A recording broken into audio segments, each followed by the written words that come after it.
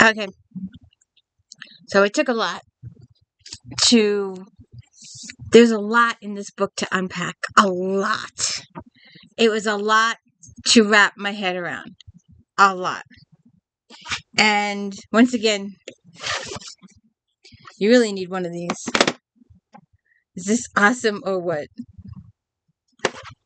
But anyways, there was an awful lot to unwrap in this book. A lot. I would say, it was the best of the 3 books.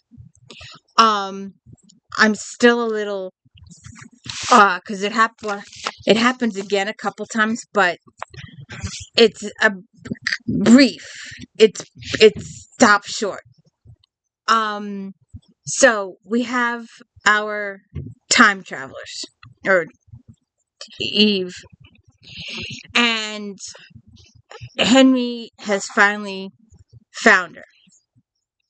And she's slowly telling him about what happened to her. And I spoke quite a bit in the previous video on how she believed what these evil men who kidnapped her, who beat her, who did other things to her, she believed what they said. You're supposed to be in love with this guy, and you're believing the bad guys. And it happens too many times. She believes this stuff, and you just want to shake her. And you want to thank Gwen for setting her head straight. But we'll get to that. In the meantime, welcome to the D. Louise book series. I'm Christina K. Rice, TNA.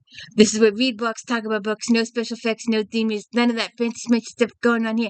And if you could please hit the like and subscribe, please. I need the likes. Nobody likes me.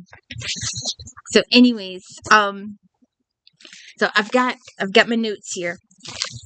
So he has caught up with Ava.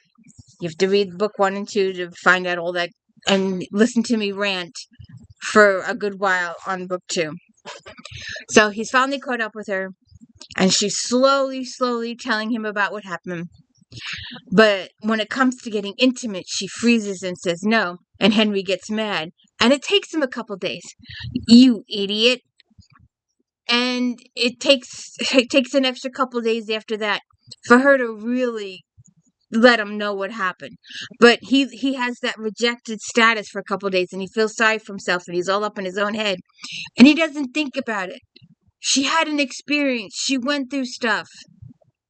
Hey, Mr. Lightbulb there, think about it.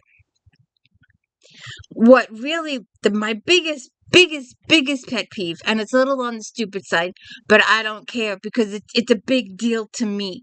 It was a very, very small portion of the book, and it happens in the beginning of the book. And it was one of those things that just made me so angry. And it's a small thing. But in the beginning of the book, he's rescued her. They're going back to, she wants to say goodbye to the Randalls before she moves on. The Randalls were the people that took care of her in the last book. And while she was there in the last book, she wore trousers. And she had gone into town, and the police wanted to arrest her for indecent exposure. She was covered head to toe in clothing. No skin was shown, but she was in trousers, and they considered it indecent. So this time around, Henry is with her, and they go into a tavern for something to eat. And the police officer is there, and he bullies her. And I know the cops during this period of time are very questionable. I just did not like it that she would have a cop of all people bully her and condescend to her and tell her she's indecent, belongs in jail because she's wearing trousers. That just irritated the life out of me. I just didn't want that in a book. I don't want bullying in a book. So we get through that part. And they have many, many obstacles in their way to get over.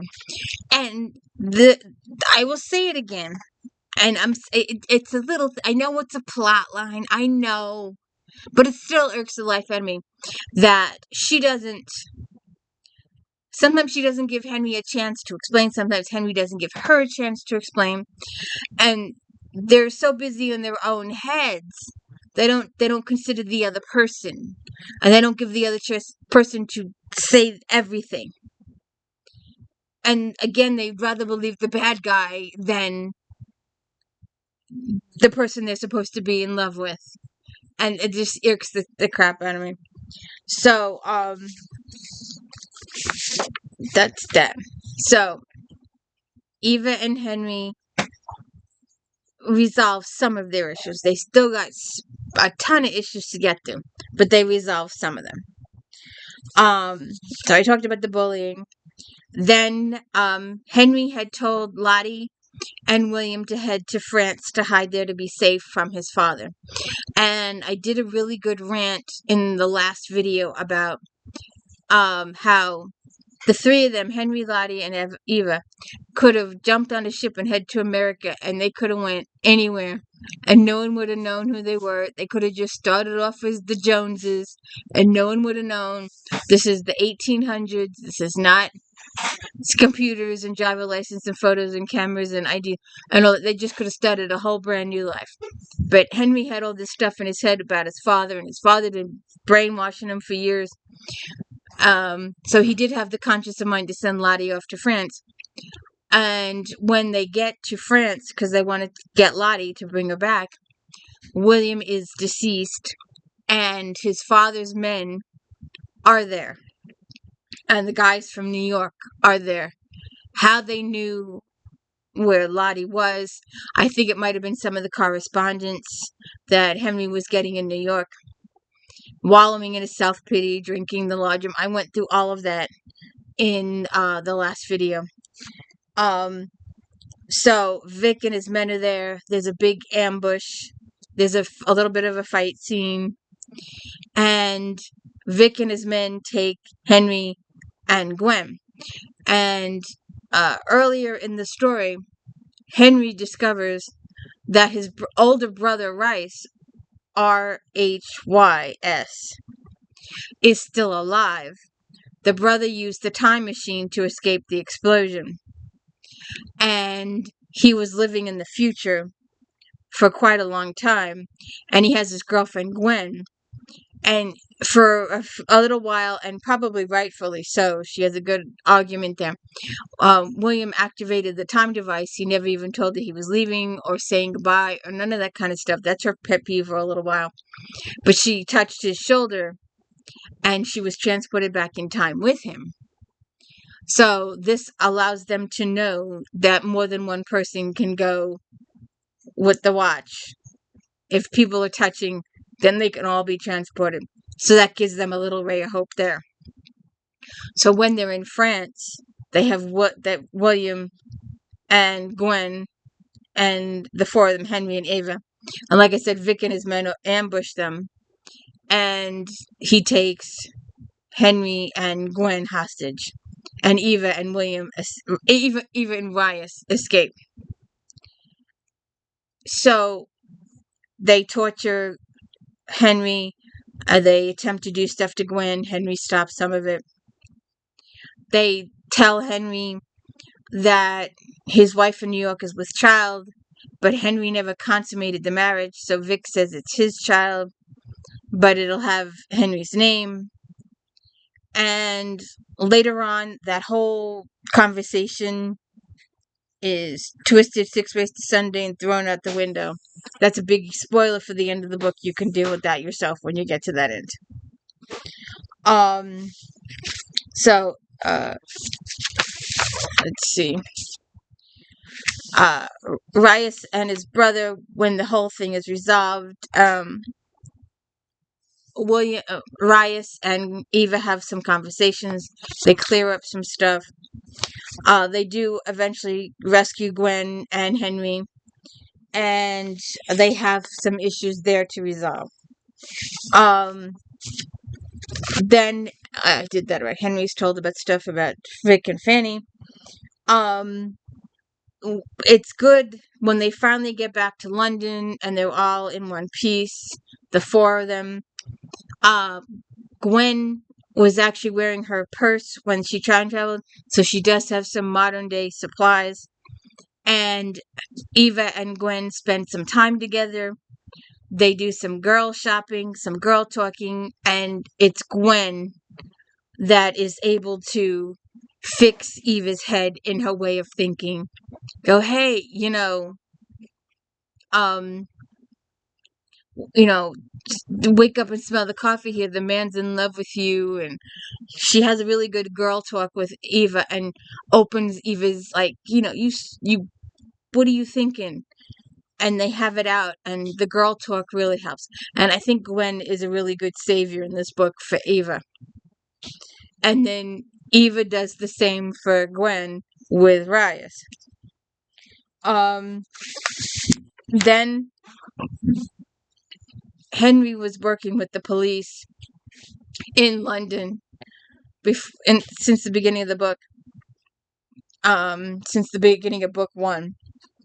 And things have been slowly, microscopically evolving to that point. And when they're in London, they get a letter from a note from the cop, and says he has news about Lottie. And he tells Henry, and Rias goes with them, that Lottie was taken 2 weeks ago to New York. So we're going to have our big showdown, our big father-son reunion, apocalyptic, what's the word? Your climax scene in New York with all the bad guys and the father and the 2 brothers and the 2 girls, and it's there's this big climactic scene, and then it's the choice of what to do. They've all decided they're gonna go to, spoiler alert here, huge spoiler alert. This was my whole point for reading the series, to see what happens at the end. My favorite part of the whole book was the epilogue. I guess I'll have to leave that for you to read. I really don't want to spoil it too much. But that was my favorite part of the epilogue. But I will tell you, these books were like 300 pages a piece. And sometimes it was just a little much. But this book 3 it had stuff. But we still had chapters that we were still feeling sorry for ourselves and inner thoughts and all that kind of stuff. I'm still hoping that Louise Allen and Brooke Lucy do some more stuff, with their series. And my Julie McQuinn will do something with hers. I don't know what happened to her. So there's a couple of more time travel series that I want to dig into. And then I'm going to do, hopefully, these are the time travel books I've read in the past 2 months. And go check out the video. I'll advertise for myself. I'll do an if-then. If you like Outlander, maybe you'll like these books. We'll see what happens. That's the plan. But like I said, out of the 3 books, this was the best. It had the most stuff in it. There was so many hurdles and so many obstacles thrown at our heroine and hero. And it was interesting. And I liked Gwen. She was good. I liked Gwen. She was really good with Ava. And hey, wake up and smell the coffee here, girlfriend. She did a really good job. So, if you could please hit the like and subscribe, I will appreciate it. Thank you so much. Have a good one.